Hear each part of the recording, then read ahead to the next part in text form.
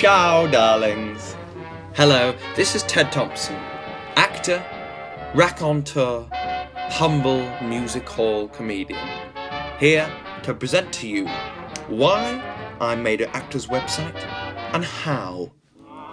The current theatrical atmosphere in London is saturated with actors, and it is a known fact, as stated by the Telegraph, that only 1 in 50 actors earn over £20,000 a year.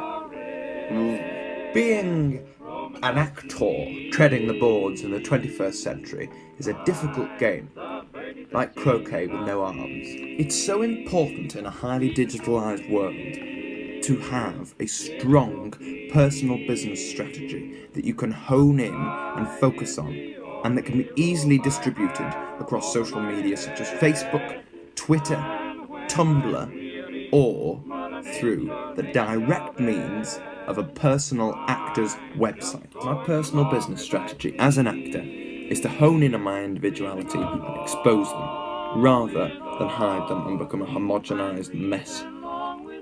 So, 4 things that really make me individual as an actor are first, my regionality. I'm from Lancashire, very near Liverpool, so I can do a good scouse if you ever fucking need me to, you know what I mean, like, and so that's useful. I'm long haired and curly haired, which is not a standard casting. I'm eccentric looking, dare I say, not Hunchback of Notre Dame, but not necessarily leading role, unless he was a bit of an odd sort of leading man. I'm period looking, I would say, if the locks were cut and trimmed slightly shorter. But what I'm interested in as an actor are primarily comedic roles and comedies, period comedies. Wilde, for example, Rattigan, Shaw, Coward, that sort of vein of comedic strand. But I'm also interested in new writing a lot. For example, The Children by Lucy Kirkwood, the Royal Court, I thought was magnificent. Escaped Alone, Royal Court again, Carol Churchill.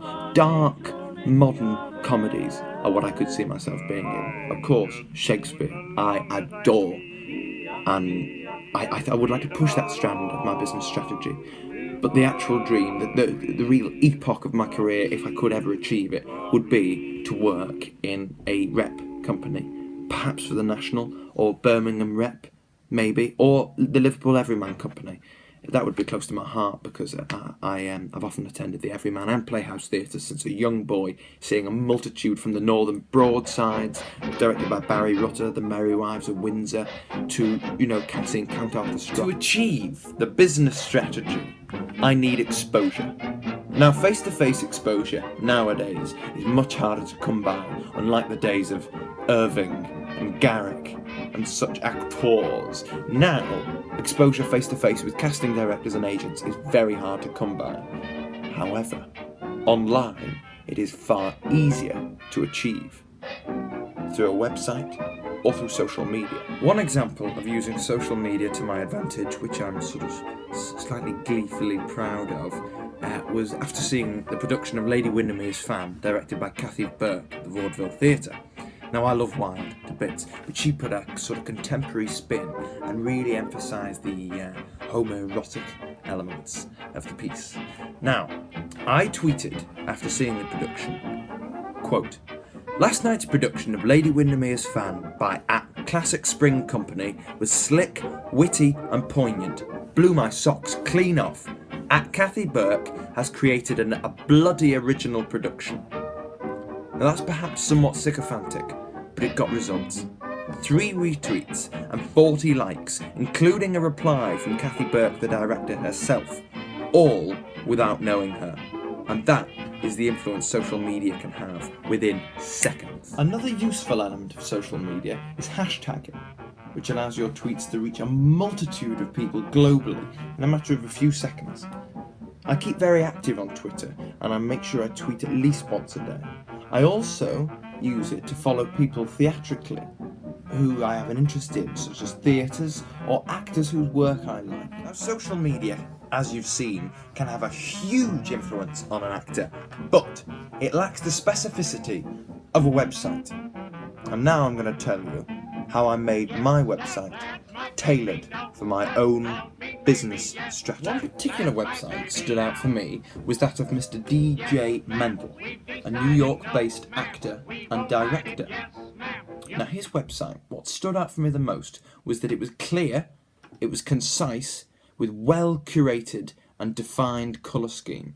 It was also layered with eye-popping images that really seemed to represent different facets of his personality. The website included, importantly, a short biography about Mr. Mendel's career and what his aspirations were in the industry. It also included his acting credits previously, and then it had a selection of photos and a show reel. Now, this struck me as a wonderful idea. Now, I wanted to create a website for myself, so I had to find an avenue that would facilitate this.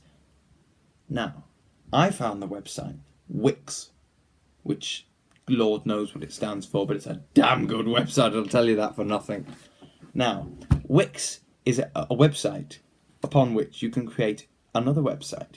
It's simple, bloody simple, easy, fresh, quick, and free. Most importantly, for us students around the globe. Now, the Wix website seemed like a perfect place to facilitate my personal business strategy. It was very, very simple to navigate.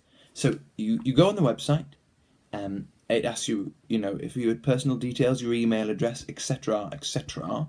Then it gives you a variety, a multitude of templates to choose from to use for your own website.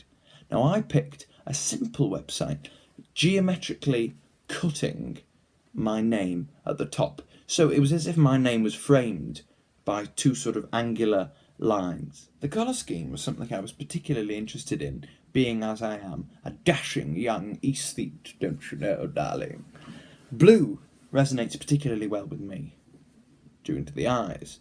That's why they call me Old Blue Eyes down the pub.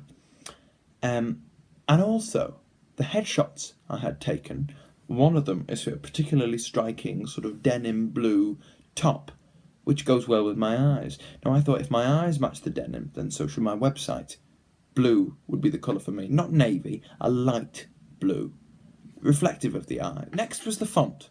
Now, I am not often a traditionalist, but Times New Roman does the bloody job.